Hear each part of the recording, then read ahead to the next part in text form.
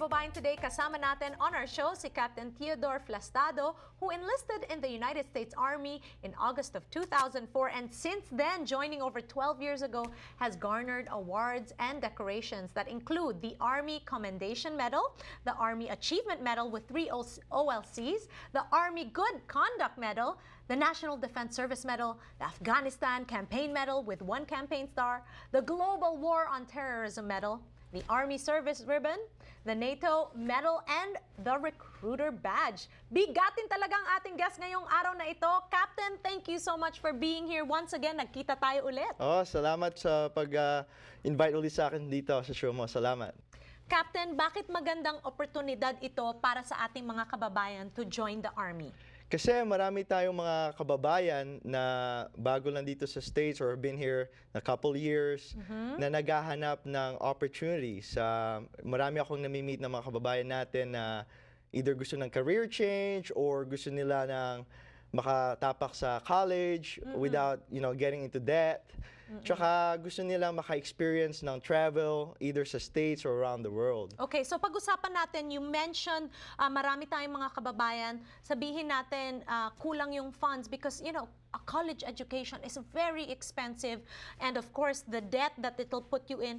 What can the Army offer kababayans who are wanting to go to school? Ano yung mga opportunities na pwede doon? Well, pag sumali sila sa Army, sa active duty, meron kami tinatawag na GI Bill. So after the completion ng service nila, pwede silang mamili ng any college sa United States and yung GI Bill magbabayad ng kanilang tuition, pati may housing allowance, tsaka book allowance.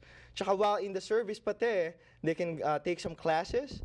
Meron kaming tinatawag na tuition assistance. So kahit nasa service pa lang sila, they can go enroll to take some college courses na paid for by the U.S. Army. Wow, that's a great opportunity. Paano yung mga Tagalog speakers lang? Kasi alam mo naman, nandito tayo sa Amerika, kailangan ba English, is English, the language, the first language that they have to speak? Ay, hindi. Actually, may program kami na I talked about before, pangalan is MAVNI.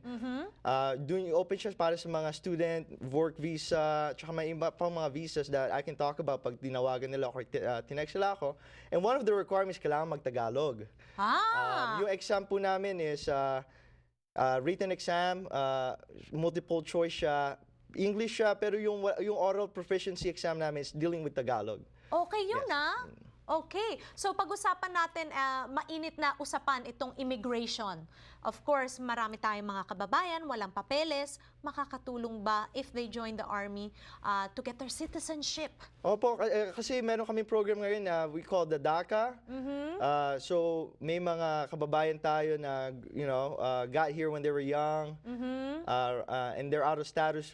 I recommend na punta sila sa local lawyers nila or seek out a lawyer and inquire about DACA and get a work permit. As soon as they get that, they can go ahead and call me, or even before, I can tell them more info. Tapos, ang mangyayari is, when they join the Army, diretso ng citizenship, wala ng green card. Ano yun? Shortcut? Shortcut na, diretso ng citizenship. So you can actually expedite the process to become a citizen, hindi na dadaan sa mahabang proseso. Yeah. So, so from visa, diretso ng citizenship. Ngayon, yung may mga green card, absolutely come in. It's always open sa mga green card holders, diretso na rin citizenship para sa mapapabilis pa namin. Kasi if I remember correctly, merong years of wait sa mga green card holders, we can expedite that too. Okay, that is great news. So many good opportunities sa mga tao na interesadong sumali sa US Army. Kung may tanong sila, pwede ba silang tumawag sa'yo? Kasi yung mahirap pag-usapan lahat yung mga details ng program sa short segment. So I encourage them na just call me or text me dun sa number posted dun sa screen nyo. Talk to me in Tagalog or English, either one. Pwede akong kausapin sila and answer all their questions. Okay, syempre ang tanong, libre ba yung consultation sa'yo? Wala pong bayad. Lahat pati po yung sa pag-apply sa citizenship, pag-process nun, kami lahat ang bahala.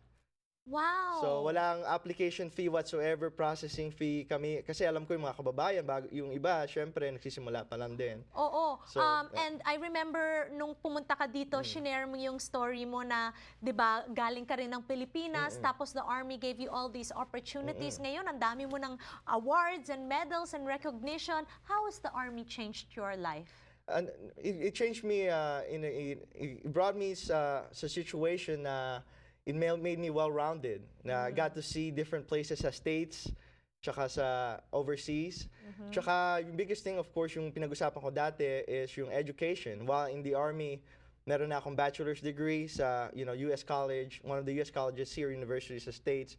Pati master's na natapos ko na rin. So, I don't have any student loans. So, thank you sa Army dahil binigyan nila ako opportunity. Kaya nga, very passionate ako sa program na mas sana marinig ng mga kababayan natin. Inquire, hindi lahat sasali, pero at least they know the info. Yes, okay. Ang lalaki lang ba ang pwedeng sumali sa Army? Ay, Yan hindi- ang gusto ko malaman. Hindi ba? Babae at lalaki. Welcome po. Oh, welcome. Okay. All right, this is a great opportunity. Mga kababayan, tumawag po kayo kay Captain Ted Flestado kung may tanong kayo tungkol sa kahit na ano. Alam naman natin, marami tayong mga Pilipino na nasa Army, di ba? So, meron tayong komunidad ng mga Pilipino. And it's a wonderful opportunity to really have a future. No? Opo. Magandang future. If you join the Army, you're able to have options. Right? Okay. Once again, Captain, please invite the kababayans to call you. Sa mga viewers po nating nanonood, feel free to call me or text me kung may tanong kayo tungkol sa program. Feel free din po to research online. A lot of information online. Pero when you need to clarify something, call me or text me at sasagutin ko po yung mga tanong niyo. Alright, maraming salamat, Captain Ted Pakamay. Alright, at magbabalik naman tayo dito sa Kababayan Today. Kasama niyo pa rin ako, G. Tanji. We'll be right back.